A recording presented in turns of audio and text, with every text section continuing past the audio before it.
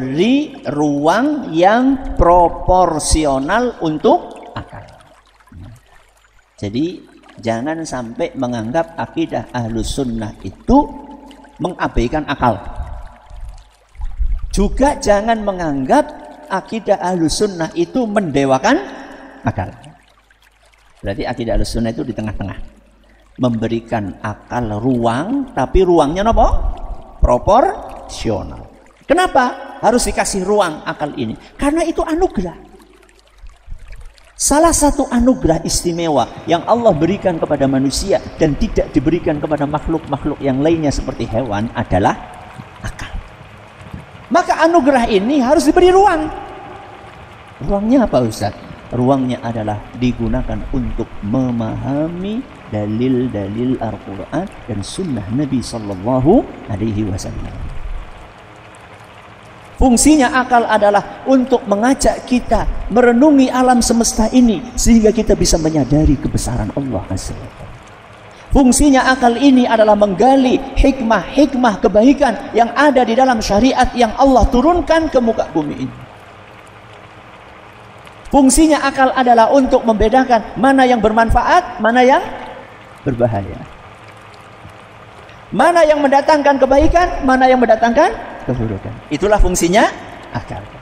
Sehingga ajaran akidah Ahlus Sunnah wal Jamaah itu sesuai akal atau tidak? Sesuai. Akal apa? Akal sehat.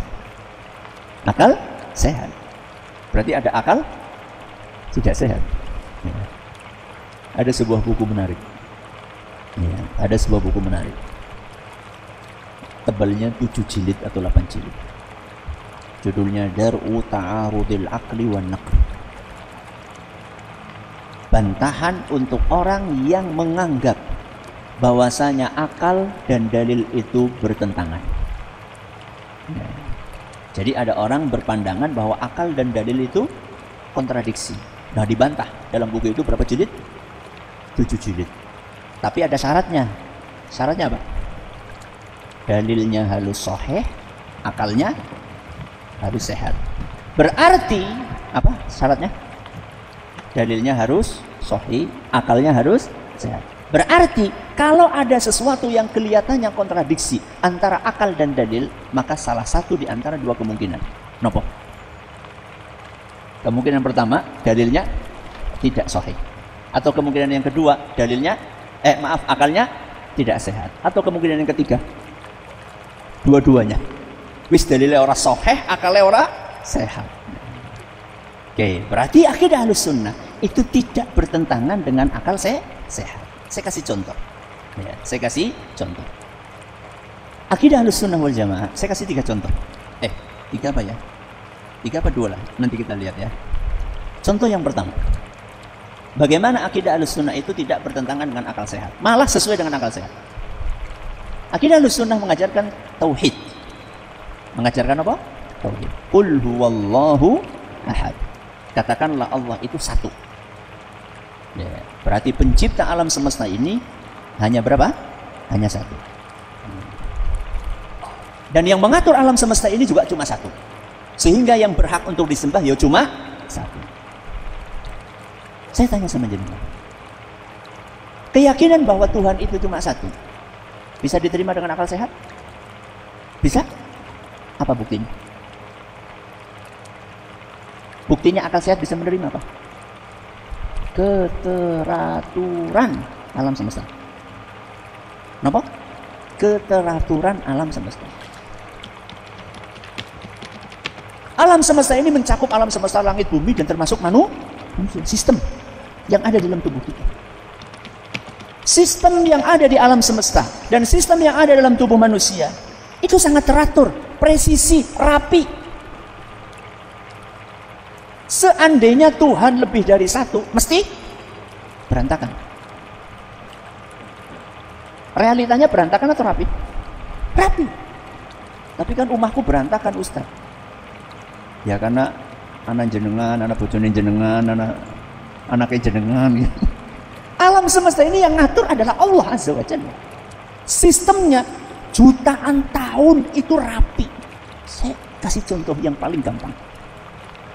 Sudah berapa lama matahari terbit dari timur, tenggelam di barat? Sudah berapa lama? Sejak ada alam semesta. Oke. Kalau seandainya Tuhannya lebih dari satu, apa yang terjadi? Tukaran. Yang satu pengen terbit dari timur, Tuhan yang kedua ora, bosen. Pengen dari mana? Dari barat. Tuhan ketiga, oh ya ora lah, sekali-kali sekang lor. Subhanallah. Makanya apa kata Allah Azza wa Jalla di dalam surat Al-Anbiya ayat 22. Surat apa? Al-Anbiya ayat 22. Lau kana fihima alihatun illallah la fasadata. Seandainya alam semesta ini ada Tuhan selain Allah, pasti akan rusak. Pasti apa? Akan rusak dan berantakan. Itu tadi kasih contoh di alam semesta. Sekarang contoh di tubuh kita. Sistem tubuh kita ini teratur atau tidak? Teratur. Nafas pasti pakai hidung. Dari dulu, mulai dari Nabi Adam, nafasnya selalu pakai hidung. Padahal saya tanya sama jenengan, di tubuh kita ini lubang selain hidung ada nggak? Apa? Mulut, terus telinga, terus kemaluan depan, kemaluan belakang. Pernah nggak ada sistem manusia berubah bernafas dari mana? Hidung. Kok dari hidung? Dari apa? Dari telinga. Ada nggak? Nggak ada. Ini sistem rapi, nggak berubah-berubah. Itu tandanya penciptanya cuma satu, pengaturnya cuma satu. Sehingga konsep tauhid itulah konsep yang paling rasional, yang paling mudah diterima oleh akal. Syaratnya akalnya apa? Akalnya sehat. Oke, contoh yang lain. Contoh yang lain.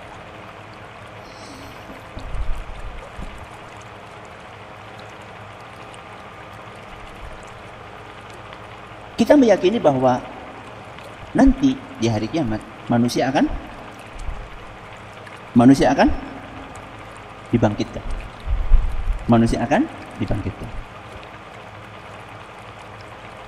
Apakah logis sesuatu yang sudah hancur-cur siapa?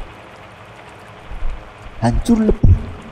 Kok dibangkitkan kembali dalam bentuk yang sama seperti ketika diciptakan? Logis nggak? Mungkin atau tidak? Masuk akal atau tidak? Di mana letak masuk akalnya? Karena Allah yang menciptakan di awal. Dari tidak ada menjadi ada. Apa susahnya mengembalikan sesuatu yang pernah ada jadi ada lagi? Kalau kita mau ngomong susah-susahan, lebih susah yang mana? Sesuatu yang tidak ada dibikin jadi ada, daripada mengembalikan sesuatu yang pernah ada hilang terus jadi ada lagi. Itu sangat logis. Makanya itulah yang digunakan oleh Allah Subhanahu wa taala di dalam Al-Qur'an surat Ar-Rum ayat 27. Surat apa? Ar-Rum ayat 27.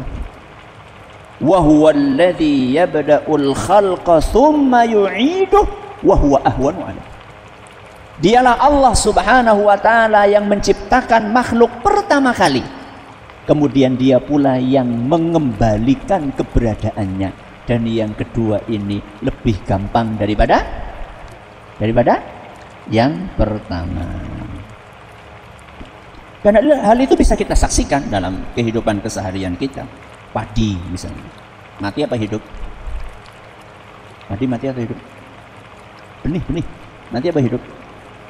Hidup. Bisa diajak ngomong itu. Begitu kita tanam, apa yang terjadi? Tumbuh. Dari sesuatu yang mati bisa apa? Hidup. Oke, apa lagi? Telur. Apa? Telur. Hidup apa mati? Mati atau hidup? Mati. Diengkremi siapa bahasa Indonesia nih? Dierami Ya, dierami sama induknya sekian puluh hari, tahu-tahu biar netes keluar anak ayam. Lawang di dunia saja Allah mampu, apalagi di akhirat. Sayangnya orang-orang yang tidak percaya akhirat, dia percaya ada anak ayam keluar dari telur. Dan dia juga percaya ada padi tumbuh dari benih. Kok nggak percaya manusia bisa dihidupkan lagi? Itu kan sangat nggak logis. Oke. Keindahan yang ke.